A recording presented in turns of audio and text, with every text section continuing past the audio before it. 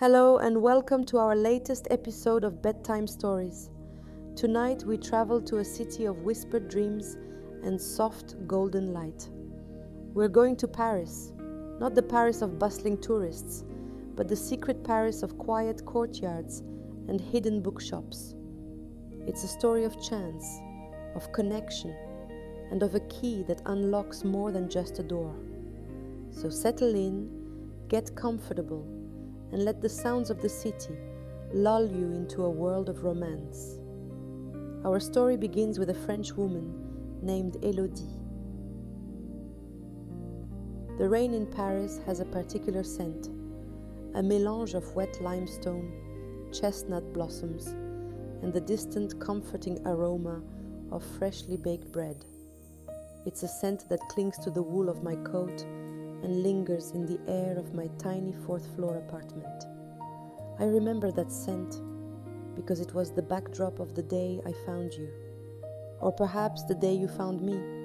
My life before you was a study in gentle solitude. I was Elodie, the bookbinder with ink-stained fingers and a heart that preferred the quiet company of leather and parchment to the clamor of crowded cafes. My world was the small, dimly lit shop, l'atelier des rêves papier, the workshop of paper dreams. It was a place where time moved differently, measured not in hours, but in the careful stitches I placed along a spine, the gentle press of a gilding tool, the slow, patient resurrection of a story. I was content, or so I told myself. My happiness was in the quiet completion of a restoration, in the smell of old paper and new glue. But sometimes, in the deep quiet of the evening, I would look out my window at the glowing city and feel a strange, hollow ache. It was the echo of a story I hadn't yet lived, a chapter waiting to be written. That particular Tuesday was a symphony of grey. The sky was a sheet of lead, and the rain fell in a persistent, whispering curtain. I was closing the shop, my fingers struggling with the stubborn, old lock on the wooden shutters. The wind snatched at my umbrella, turning it inside out with a gust of petty triumph. I let out a frustrated sigh, my hair plastered to my cheeks, feeling the damp seep through my clothes. And then there you were. You didn't appear dramatically. You were just there. A tall, steady presence holding a large black umbrella that suddenly shielded me from the downpour. Permettez-moi, you said, your voice a low, warm baritone that cut through the chill. Allow me. I looked up, startled. Your eyes were the color of a summer storm, a deep, thoughtful gray, and they held a kindness that immediately disarmed me. You didn't smile, not yet, but your gaze was a quiet offer of peace. You took the shutter hook from my rain-slicked hand, your own fingers brushing against mine. A simple, accidental touch, but it sent a jolt through me, a spark of static in the damp air. With a firm, knowing twist, you secured the shutter, the lock clicking into place with a definitive sound that seemed to echo in the hushed street. Thank you, I managed, my voice softer than I intended. They are ancient, like most things here. It's the ancient things that often hold the most beauty, you replied, and your eyes swept over the carved facade of my shop before returning to me. And then you did smile. It was a slow, gentle transformation that lit your face and reached your eyes, crinkling the corners. It was a smile that felt like coming home. We stood there for a moment, suspended under your umbrella, two strangers in a rain-swept Parisian street. The world had narrowed to the sound of rain drumming on black canvas, the scent of your cologne, something clean and woody, like sandalwood and vetiver, and the impossible warmth of your presence. I've walked past your shop many times, you said. I've always wondered what kind of magic happens inside. The slow kind, I said, finding a smile of my own. The kind that mends broken things. Your gaze deepened. The most important kind of magic, then. You walked me home that evening. The umbrella was a small, intimate world for just the two of us. We talked of inconsequential things, the relentless rain, the new exhibition at the Musée d'Orsay, the best pâtisserie for a true pain au chocolat. But beneath the words, something else was flowing, a current of unspoken understanding. You didn't treat my quiet nature as something to be fixed. You seemed to appreciate it, to move at its same rhythm. When we reached the heavy blue door of my apartment building, I felt a pang of disappointment. The walk had been too short. "This is me," I said, fumbling in my bag for my keys. You nodded. "Well, Elodie of the Paper Dreams, thank you for allowing me to escort you." I found my keys, and as I did, something else clattered to the wet cobblestones. A small, tarnished silver key, one I hadn't seen before, attached to a simple ring. I bent to pick it up, puzzled. You looked at it, and a strange, unreadable expression crossed your face. "That's a lucky key," you said softly. "It's not mine," I confessed, holding it out to you. You didn't take it. Instead, you closed my fingers around it. Your hand was warm, enveloping mine completely. "It is now. Keep it. Perhaps it will open a door you didn't know was closed." Before I could protest, you had already taken a step back into the rain. You tipped your umbrella in a silent farewell and turned, your figure growing smaller and more indistinct until you disappeared around the corner. I stood there for a long time, the strange key cold in my palm, the ghost of your touch burning on my skin. The next day, you came to the shop. You brought coffee in a small cardboard tray and a copy of Le Monde. You didn't make a grand declaration. You simply sat in the worn armchair in the corner and you read. And I worked. The silence between us was not empty. It was full. It was a comfortable, woven tapestry of shared presence. You would look up sometimes, and our eyes would meet, and a silent conversation would pass between us. You'd smile, and I'd feel that same warm spark. You came back the next day, and the day after that. Our conversations grew longer, deeper. You told me you were a composer, that you wrestled with silence, trying to shape it into music that could capture a feeling. I told you about the poetry I loved, the authors whose words felt like old friends. You understood my soul, with its quiet corners and its deep, hidden passions. You didn't try to pull me into the light. You simply came and sat with me in the gentle shadows, and together we found a different kind of brightness. Weeks turned into a month. The city was blooming into spring, and so was my heart. The hollow ache was gone, replaced by a thrilling, terrifying fullness. I had fallen in love with you, completely and irrevocably. It was in the way my heart leapt when I heard your footsteps on the cobblestones outside the shop, in the way your laughter filled the quiet space, in the way you looked at me as if I were the most fascinating story you'd ever encountered. But you never tried to kiss me. You never pressed. Your courtship was one of profound patience and respect, a slow, beautiful unfolding that made every glance, every brushed hand, feel like a promise. One evening, as we walked along the Seine, the setting sun painting the river in hues of gold and rose, you stopped me. You took my hand, the one not holding the strange silver key I had begun to carry with me everywhere, a talisman. "Elodie," you said, your voice serious, "there's a place I want to show you." You led me away from the river, into a labyrinth of smaller streets, until we stopped in front of a nondescript green door, nestled between a bakery and a florist. It was old, the paint chipped and faded. "This is it," you said softly. "This is what?" I asked, confused. You nodded towards the key in my hand. "Try it." My heart began to beat a wild, frantic rhythm against my ribs. I looked from your earnest, stormy eyes to the door and back again. With trembling fingers, I slid the tarnished silver key into the lock. It turned with a smooth, well-oiled click, as if it had been waiting for this very moment. You pushed the door open. We stepped into a hidden courtyard, a cour intérieure straight out of a dream. It was small and square, filled with the twilight. Wisteria cascaded from the balconies above, their purple blossoms scenting the air with a sweet, intoxicating perfume. In the center was a small, moss-covered fountain, its gentle trickle the only sound. It was a secret garden, a pocket of pure, enchanted silence in the heart of the noisy city. I turned to you, my eyes wide with wonder. What is this place? You took both my hands in yours. It's mine, my family's. It's where I come to think, to compose. It's my most sacred space. You took a deep breath. That day in the rain, Elodie, wasn't an accident. I had seen you through your shop window for weeks.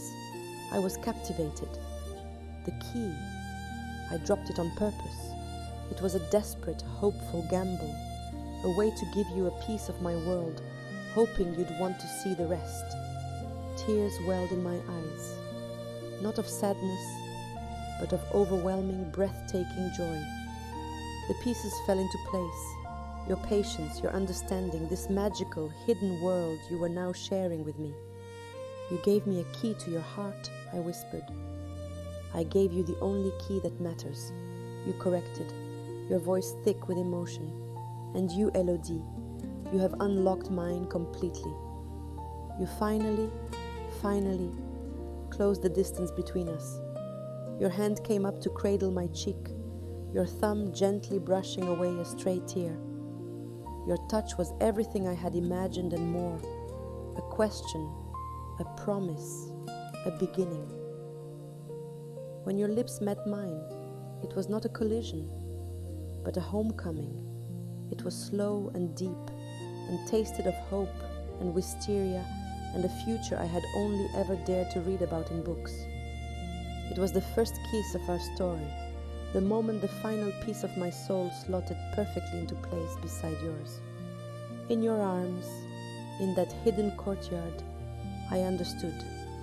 My life of quiet solitude hadn't been a prelude to loneliness, but a preparation for you. You were the music to my silence, the story to my blank pages.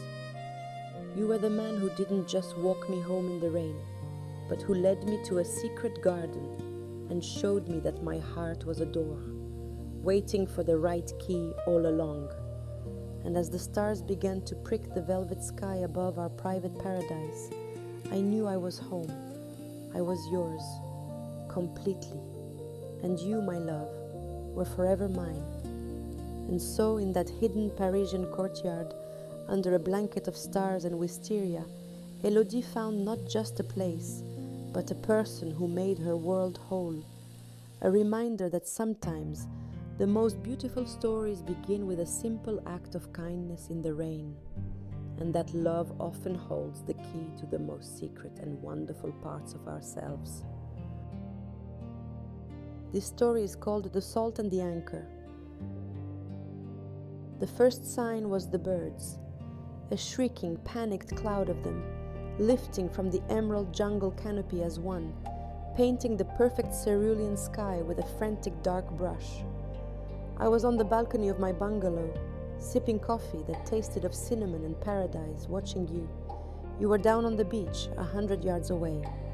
A stranger, a tall, solitary figure with a camera, your back to the ocean, capturing the chaos of the birds. We had arrived at this secluded Thai resort on the same day, 2 solitary ships passing in the lobby. Our eyes had met once, a fleeting electric moment over a tray of welcome drinks. But we'd sailed on, you to your photography, me to my books. The second sign was the sound, a deep resonant rumble that was not thunder. It was the earth itself groaning, a bass note that vibrated up through the concrete floor and into the soles of my feet. The water in my glass trembled. On the beach, you lowered your camera, your head tilting. I saw your posture change, from one of artistic curiosity to alertness. Then the ocean went away. It didn't retreat. It vanished. One moment, the turquoise waves lapped gently at the sugar-white sand. The next, the bay was a vast, empty, sucking bowl of damp sand, exposed coral and stranded, flopping fish. The silence was more terrifying than the rumble. It was the universe holding its breath. My mind, a librarian from Lyon who thought in terms of footnotes and plot structures, scrambled for a reference. And then I found it, a documentary, a single horrifying phrase. The sea recedes before the wave. I was frozen, a statue clutching a coffee cup. But you were moving. You spun from the horrifying emptiness of the bay, your eyes scanning the resort, the hills, and they landed on me, on my balcony, our gazes locked across the distance. You didn't wave, you didn't shout. You simply dropped your expensive camera into the sand and started to run, not away from the water, but towards me. That's when I saw it. On the horizon, a line, a thin, white, impossibly long line. It grew as I watched, hypnotized by its dreadful approach. It wasn't a wave, it was a wall, a moving blue-gray cliff of water swallowing the sky. Your voice shattered my trance. Run! Now! The spell broke. I dropped the cup. It shattered on the tiles, a tiny, insignificant disaster. I turned and fled into the room, yanking the door open just as you reached the bottom of my bungalow's stairs. Your footsteps were thunderous on the wooden steps. You burst through the door, your chest heaving, your eyes wild. No time for the hills, you gasped, grabbing my wrist. Your grip was iron, absolute. The roof! Go! You half dragged, half pushed me up the internal staircase that led to the flat, tiled roof of the bungalow. The world had become a symphony of terror. The screaming of other guests, the rising locomotive roar of the water, the shattering of glass. We reached the roof, the sun blindingly bright and cruelly cheerful. The wall of water was here. It was taller than the palm trees, a liquid avalanche of unimaginable power. It hit the beachfront with a sound that was beyond sound, a physical force that punched the air from my lungs. The bungalows directly on the shore vanished, pulverized into toothpicks. Hold on, you roared, pulling me down to the tiles and wrapping your arms around me, your body a shield between me and the blast. Then it hit us. The world dissolved into churning, violent chaos. The impact was like being hit by a truck. Cold, salt-stinging water smashed over us, trying to tear us from the roof, from each other. I screamed, but the sound was lost, swallowed by the ocean's fury. Debris, splintered wood, plastic chairs, a tangled mass of bougainvillea, shot past us like shrapnel. The building beneath us shuddered, groaning in protest, but it held. For a moment we were submerged, trapped in a swirling green nightmare. I held my breath, my lungs burning, my fingers clawing into your shirt. I was sure we were going to die. In that suspended watery hell, my life didn't flash before my eyes. Only your face did. The stranger whose name I didn't know, who had run towards the danger to find me. We broke the surface, gasping and choking. The water was still chest deep, swirling violently around the roof. The resort was gone. In its place was a raging brown inland sea, dotted with the wreckage of lives. You never let go. Your arms remained locked around me, anchoring me to the solidity of the tiles, to the solidity of you. Look for something to hold on to, you yelled over the roar of the retreating water, which was now pulling back with a suction just as terrifying. Your eyes, a startling shade of green I hadn't noticed before, scanned the rushing water. A large, heavy timber, part of a roof beam, floated close. With a grunt of effort, you snagged it, dragging it onto the roof. If we get swept off, this is our life raft. The initial wave passed, but the danger hadn't. The water continued to churn, rising and falling in violent surges. We clung to the beam, our bodies pressed together, shivering from cold and adrenaline. Hours bled into one another. We saw things no one should ever see. We heard cries that slowly fell silent. We held each other, And in that brutal, stripped-down reality, every pretense, every social grace was washed away. "You're French," you said at one point, your voice hoarse. It wasn't a question. "Oui, Élise. From Lyon, I managed through chattering teeth." "Liam," you said, "from Vancouver." You tightened your arm around me. "I saw you with your book yesterday. You were smiling at a sentence. You had noticed that. In a world full of people, you had noticed a stranger's private smile." The sun began to set, painting the horrific scene in surreal, beautiful hues of orange and purple. The water slowly receded, leaving behind a landscape of apocalyptic mud and destruction. Our rooftop was now an island in a sea of sludge. We were stranded, but we were alive. As the twilight deepened, so did the cold. My thin sundress was soaked, and my body racked with shivers. Without a word, you shifted, pulling off your own soaked t-shirt, wringing it out, and then putting your arms around me again, your bare skin against my back, sharing what little warmth you had. Your body heat was a furnace, a lifeline. "Tell me about the book," you whispered into the dark, your chin resting on my shoulder, the one that made you smile. So I did. My voice was shaky, but I told you about the story. A silly romantic comedy set in a bakery in Paris.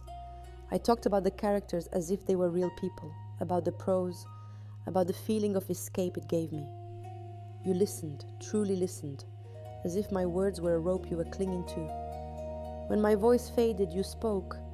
You told me about being a structural engineer, about how you saw the world in terms of load-bearing walls and stress points. "I kept looking at the pillars of this place," you admitted, your voice thick with a grief I now understood. "I thought they were over-engineered. A waste. Now I'm praying to them." A sob escaped me, half laugh, half cry. You held me tighter. The night was long and terrifying. The sounds of the devastated island were eerie. Distant shouts, the cries of injured animals, the creaking of unstable wreckage. But in our little bubble on the roof, a different kind of structure was being built. Not of concrete and steel, but of shared breath, of whispered fears, of the profound intimacy of survival. When the first hint of dawn tinged the sky, I was dozing fitfully against your chest. Your heartbeat was my lullaby. You stirred. "Élise," you said softly, "look." I lifted my head. In the east, beyond the mountains of debris, the sun was rising. It was a hesitant, fragile light, but it was light. It illuminated the utter devastation, but it also illuminated your face, streaked with dirt and exhaustion, but alive. So alive. In that moment, something broke open inside me. It wasn't just gratitude, it was a seismic shift of the soul. This man, this stranger, this Liam, was no longer a random person I'd met on vacation. You were the anchor that had held me fast in the storm. You were the solid ground I had found in the chaos. You were the reason I had drawn another breath. My eyes filled with tears. I reached a trembling hand up and touched your cheek. You leaned into my touch, your own eyes glistening. You didn't say you loved me. You didn't have to. The words would have been too small, too simple for the cataclysm we had shared. Instead, you lowered your forehead to mine, and we stayed that way, breathing the same air as the sun rose on a broken world and on the beginning of everything. Coming home to you. The city hums its evening hymn outside my taxi window, a low thrumming melody of distant sirens, the hiss of wet tires on asphalt, and the murmur of a million lives rushing towards their destinations. My flight was long, the recycled air leaving a stale taste in my mouth, and the ghost of a dozen time zones aches deep in my bones. My phone is dead, the charger forgotten in a hotel room in another hemisphere. For the first time in 2 weeks, there is no noise, no demands, no need to be anything other than tired. The taxi pulls up to our curb, I pay the driver, my movements slow and automatic, and step out into the cool, familiar air of our street. Our maple tree, a riot of fiery orange in the afternoon sun when I left, is now a stark silhouette against the indigo twilight, its last few leaves clinging on. A light is on in our bedroom upstairs, a soft golden square in the gathering dark, and in the living room, the flickering blue-white glow of the television. You. The word is a solid, warm weight in my chest, an antidote to the rootless feeling that has plagued me for days. You are home. I don't ring the bell. I slide my key into the lock, the metallic scrape, and the subsequent definitive thunk as the bolt retracts is a sound more welcoming than any symphony. I push the door open, and the scent of our home washes over me. A unique alchemy of the lemon wood polish we use on the floors, the faint earthy aroma of the orchid on the entry table, and something else, something intangible that is simply us. I drop my suitcase by the door, the thud unnaturally loud in the quiet house. I can hear the low murmur of a documentary from the living room. I slip off my shoes, my coat, padding silently in my socks across the cool hardwood. And then I see you. You're asleep on the sofa, curled on your side under the thick, knitted blanket your mother made. The television casts shifting patterns of light and shadow across your face, illuminating the familiar, beloved lines of your profile. Your mouth is slightly open, one hand tucked under your cheek, the other resting on the empty space on the cushion beside you, as if waiting. My breath catches. This is what I've been carrying in my mind through every sterile hotel room, every interminable business dinner, every lonely moment in a crowd of strangers. This quiet, unguarded peace. This is my compass point. I stand there for a long moment, just watching you. I see the faint furrow of concentration that's still between your brows, even in sleep, a remnant of the day's worries. I see the way a lock of your hair has fallen across your forehead, and my fingers twitch with the need to brush it back. The documentary is about deep-sea creatures, a narrator speaking in hushed tones about bioluminescent life in the crushing dark. It's so perfectly you. I don't wake you. Instead, I move as quietly as I can into the room. I don't turn off the TV. The sound is a part of your slumber. I simply kneel on the floor beside the sofa, bringing my face level with yours. I close my eyes and just breathe you in, that singular scent of your skin, of clean cotton and sleep and home cuts through the last of the airplane fog, grounding me more effectively than anything else ever could. This is the true journey, not the thousands of miles in a metal tube, but these final few feet across our living room. This is the arrival. Coming home isn't about the place, the walls, the roof. It's about the stillness I find in your presence. It's about the way the world, for all its chaos and demand, simply falls away the moment I am near you. I must have made a sound, a sigh of pure, unadulterated relief, because your eyelids flutter. You stir, a slow, groggy shifting under the blanket. Your eyes open, blurry with sleep, and they find me in the semi-darkness. For a second, there is no recognition, just the confusion of being wrenched from a dream. And then it comes. Your eyes focus, and they soften. That slow, deep, soul-reaching smile that you never give to anyone else spreads across your face, erasing the tired lines, reaching all the way to your eyes, making them crinkle at the corners. "You're home," you whisper, your voice rough and thick with sleep. It's not a question, it's a statement of fact, a benediction. "I'm home," I whisper back. You lift the edge of the blanket, a silent, instinctive invitation. I don't hesitate. I slide onto the sofa, my back fitting against your front, your body curving around mine like two perfectly designed pieces. You drape the blanket over us both, and your arm comes around my waist, your hands playing over my stomach, pulling me tight against you, until not a sliver of air remains between us. Your forehead rests against the back of my neck, and I feel you breathe a deep, settling sigh. Your entire body relaxes, as if a tension you'd been holding for 2 weeks has finally been released. This is where I belong, wrapped in your arms, surrounded by your scent, listening to the steady, strong beat of your heart against my back. The narrator on the television is still talking about the mysteries of the abyss, but the only sound I hear is the rhythm of your breathing. The only world I feel is the one contained within the circle of your arms. The exhaustion is still there, but it's no longer a burden. It's a comfortable, shared weight.